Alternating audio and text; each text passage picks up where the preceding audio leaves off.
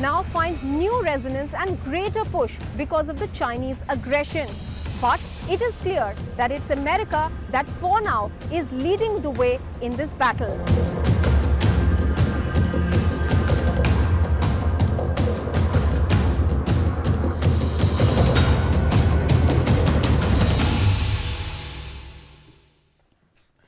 Hello everyone, you're watching News Epicenter with me, Maria Shakil. As Prime Minister Narendra Modi makes the big strategic push for India with the United States and Quad allies, the focus is on China's economic clout and how to counter it in the post-COVID world.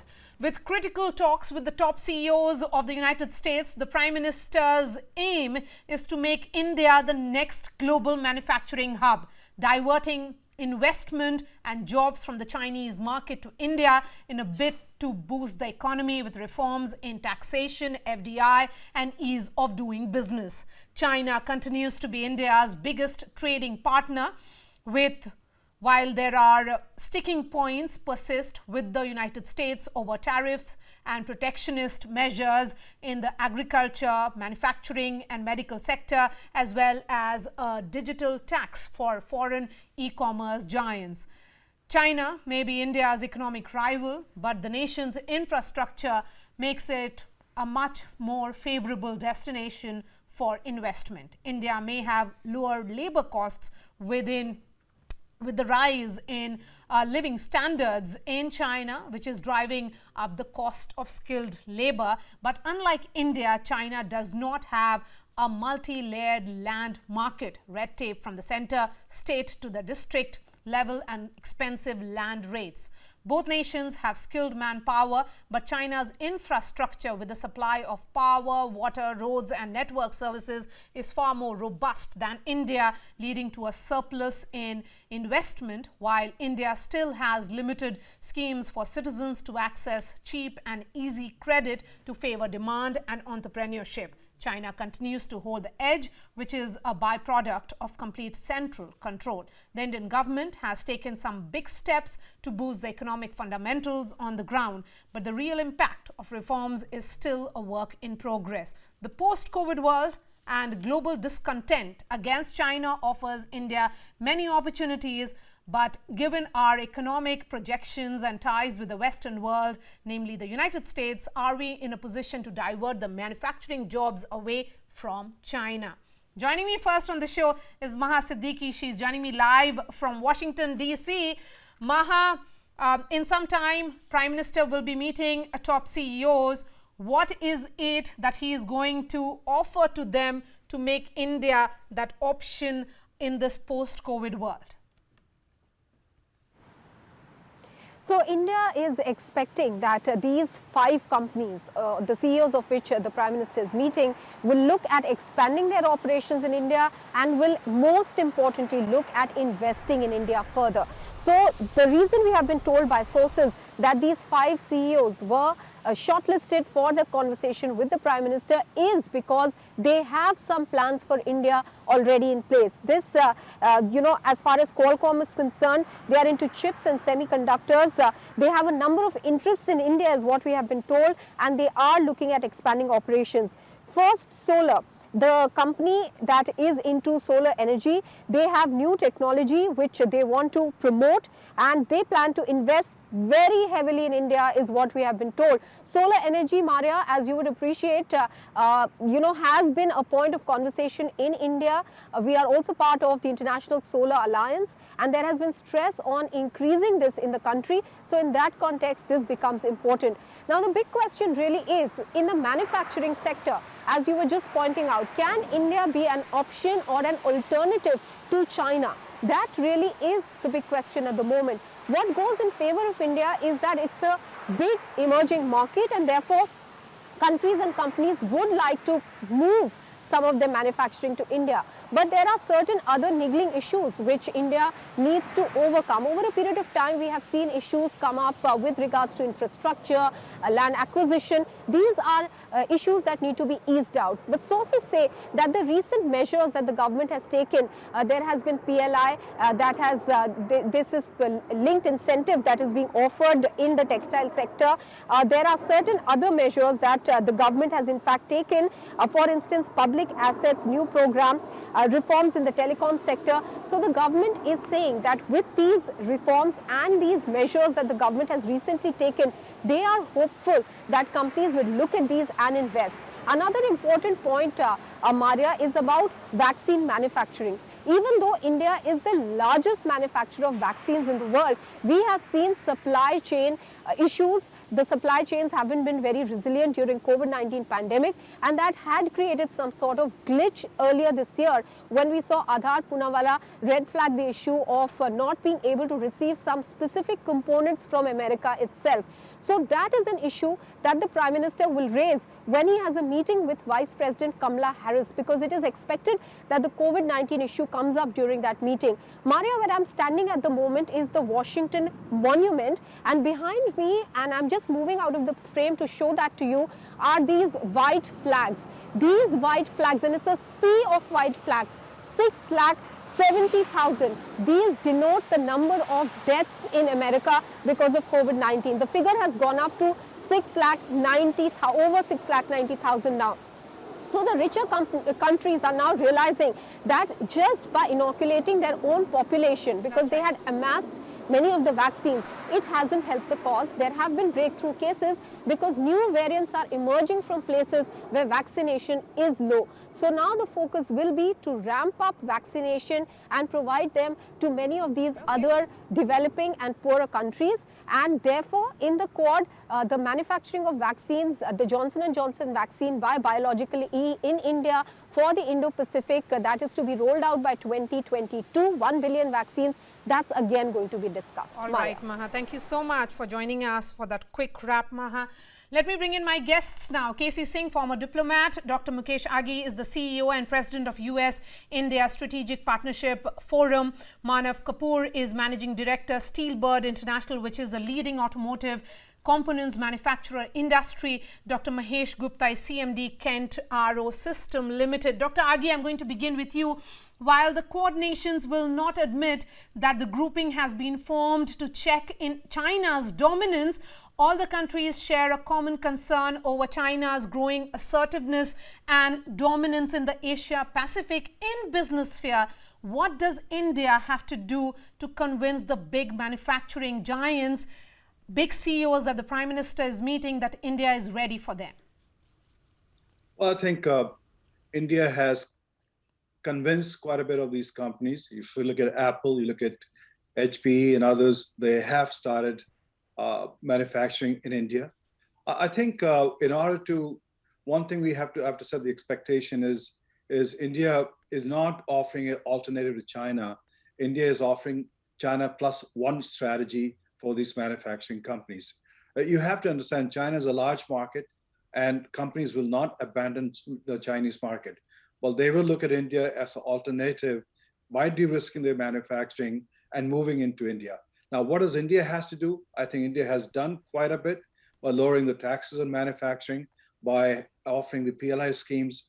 But I think it has to keep on working on the logistic infrastructure, because on a dollar-to-dollar basis, on a cost-to-cost basis, when you look at it's even, but when with China itself, but when it looks when you look at the logistics of moving goods in and out of the country or in the global supply chain, it adds almost 20% more cost. So we have to keep on working on improving the infrastructure. We have to keep on moving the logistic aspects of the movement of goods between India and rest of the world, and keep on improving on the PLI schemes. So I think if you continue on this path, on this trajectory, you will see more and more US companies coming to India, starting manufacturing. Dr. Aghi, when you say China plus, help us understand that.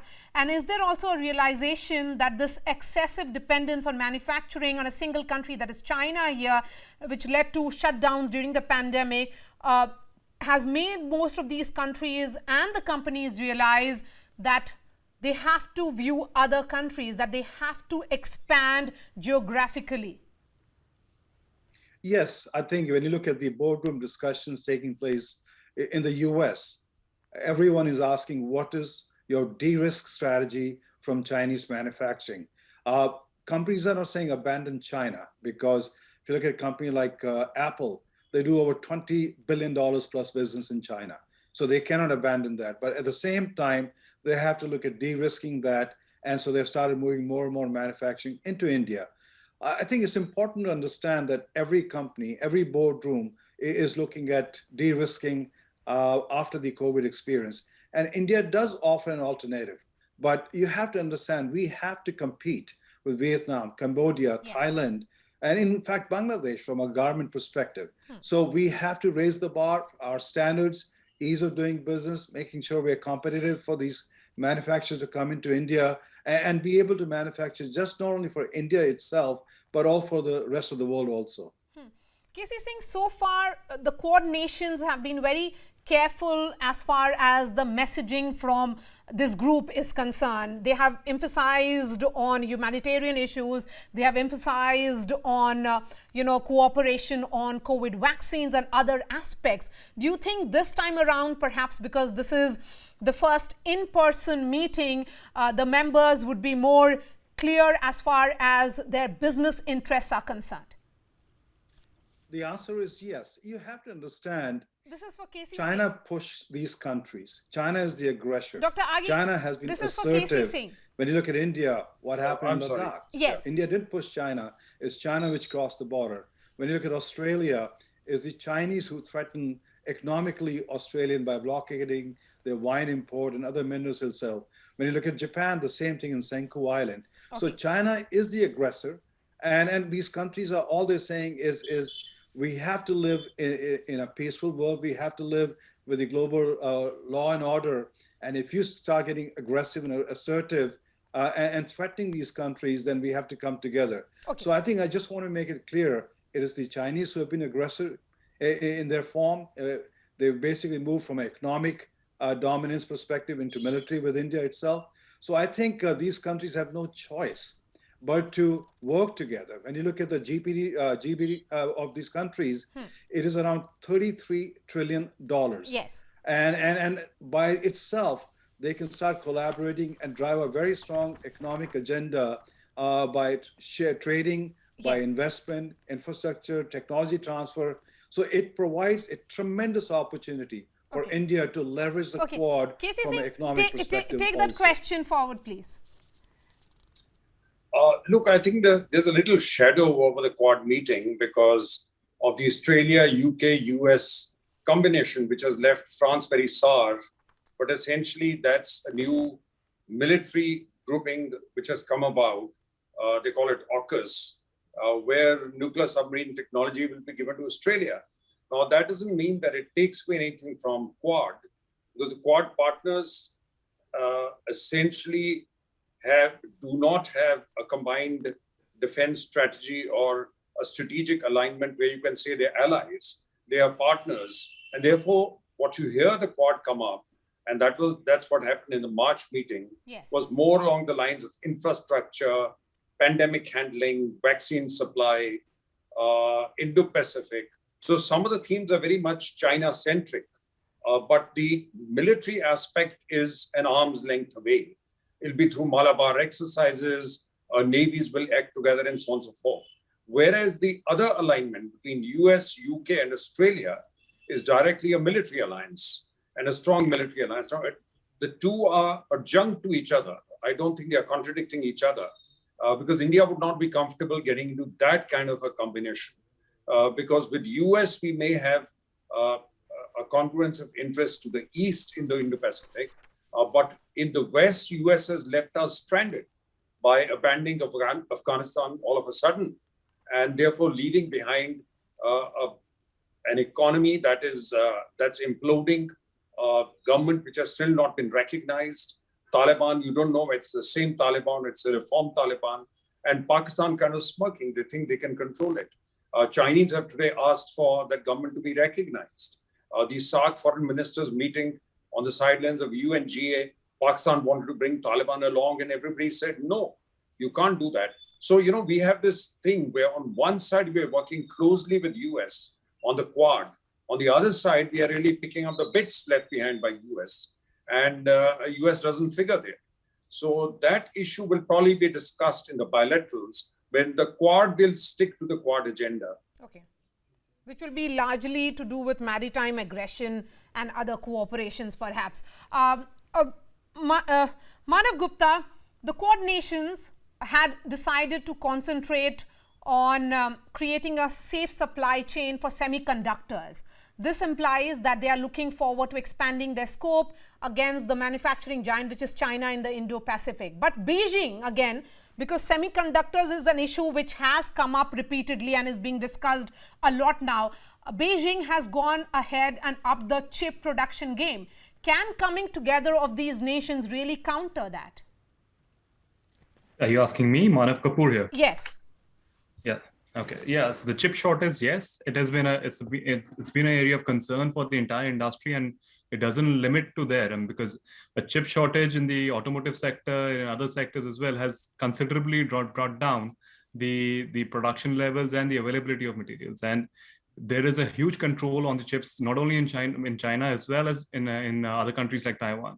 So there is a huge opportunity out there where we could actually come in with some infrastructure to set up something for chip manufacturing in India. And there are talks around various companies looking into this sector now, but looking at the current the product sector, I mean, that particular product, I mean, it's not that can be done overnight. So a lot of technology support, a lot of support with respect to the supply chain, as well as the acceptance from India for this would be a great support from the Quad if something like this actually happens. Talking specifically on this issue, Dr. Aghi, about semiconductors, we are seeing that China consumed 143.3 billion worth chips in 2020, a 9% yearly increase, and only 22.7 billion worth were produced in China. That is the level at which they are scaling it up. What can Quad nations do? What kind of cooperation they can ensure? India can play the lead role in designing of technology, but the use of technology is also about, greater cooperation here and respecting human rights. And how do you navigate that? Well, you have to understand that chip technology is not just for consumer electronic, it's also for military usage also. And nations have to become self-sufficient to defend themselves in whatever technology they use. So it is essential that India is able to produce chip for its own consumption and for manufacturing for the rest of the world. It is an important issue which is going to be discussed with Qualcomm and the Prime Minister. It will be discussed in the Quad discussion. And I'm aware that there are a lot of efforts being made to make sure that India start thinking of manufacturing chips and semiconductor in the country itself. So I think it is critical that if India is going to be a next destination for manufacturing, it is having a strong ecosystem in the chip semiconductor industry itself to be able to export to the rest of the world, but more important, to be able to use it internally for its defenses and electronic manufacturing itself.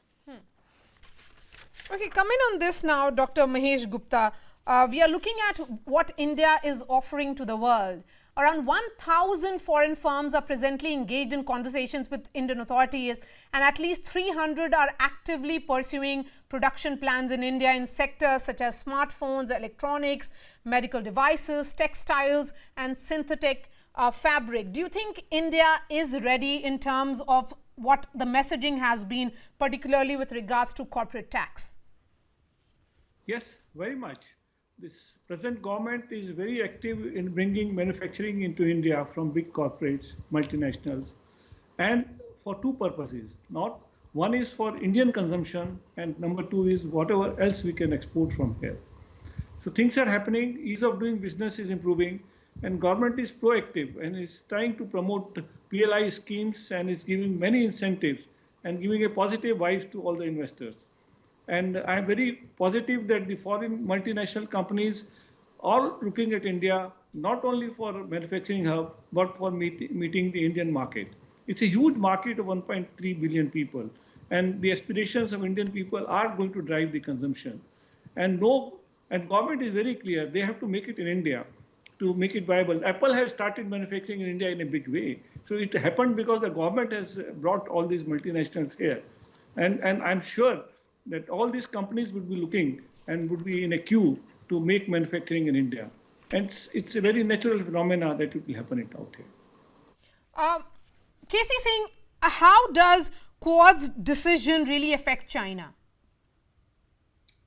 Look, we are just discussing one aspect of that, and that is how to really compete in the area of emerging technologies. Now, till now, China has had a soft ride.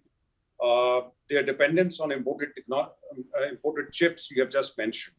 So that's why President Xi has said they want to create, self-dependence so that they don't have to rely on others. Now, that is easier said than done because the latest generation of chips requires certain kind of machinery and R&D, which is readily not available in China. And that's why time and again, I think one of the reasons China keeps threatening Taiwan is they realize that they can somehow militarily annex Taiwan. Then that takes away a major component in terms of chip manufacture, which moves to the West. And I think US knows that. So that vulnerability needs to be compensated somewhere. Now, it doesn't mean we'll get cutting edge technology. I doubt it very much. The latest chips will continue to be manufactured in America or where Americans think the supply chains are sustainable. But we can get the lower end of that. That should certainly come here. Rest will have to join the race as far as research and development is concerned. Nobody will give you cutting edge technology on a platter. So there, I think that's something which we have to do. Commit more funds to R&D. And Quad is talking in terms of emerging technologies, research and development. They would like to put India in terms of the new supply chains that they're looking at.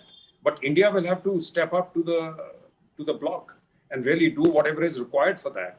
You need engineers for it, you need machine tools for it, you need the wherewithal for it. So we have to go from being a software power to also being a hardware power in electronics. And we have yet to show that. If little Taiwan can beat us at it, certainly India can do better.